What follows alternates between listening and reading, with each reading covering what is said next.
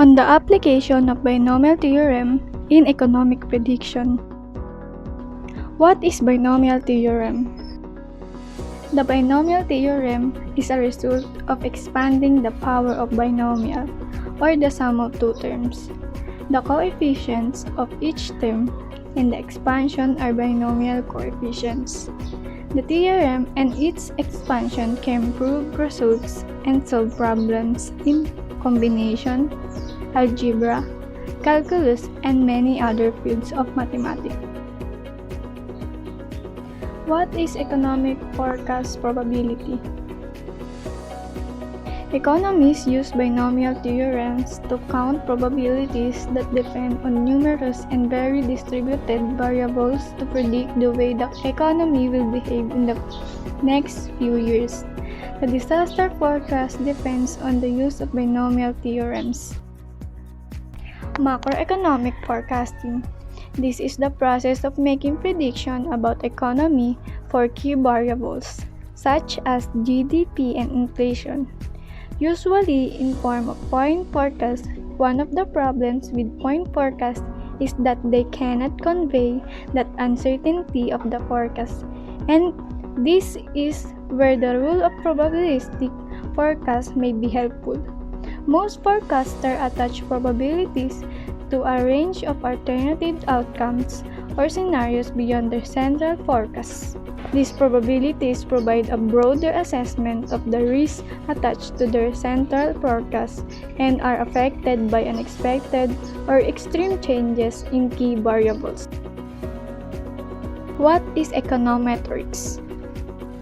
Econometrics is the application of mathematical and statistical methods to describe economic systems. Also involve using mathematical and statistical theories to test hypotheses and predict the future trends. It uses mathematics, statistical inference, and economic theory to quantify economic phenomena. Economists say that econometrics turns theoretical economics models into tools that lawmakers, policymakers can use for policy making. We can use binomial theorem in economics forecast probability and econometrics. For example, in a single trial with n equals 6, x equals 4, and p equals 0.75, given the probability of success p, what is the probability of success for x times?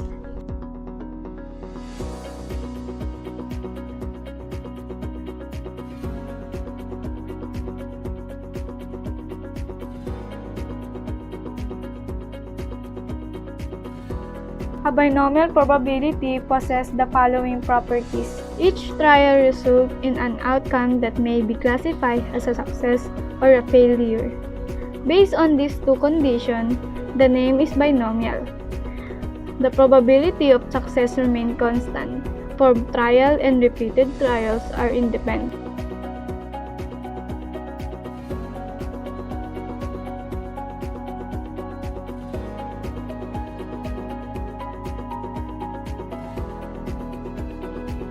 In conclusion, the concept of binomial theorem is very useful in various areas of our daily life.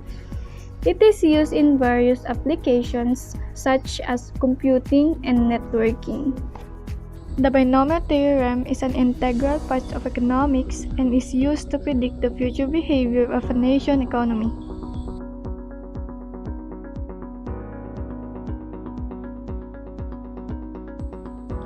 It is often used to handle large and widely distributed sets of probabilities. By stating some probabilities and ways of using binomial theorem, the researchers determine various ways on how the application of the said theorem helps national economic prediction.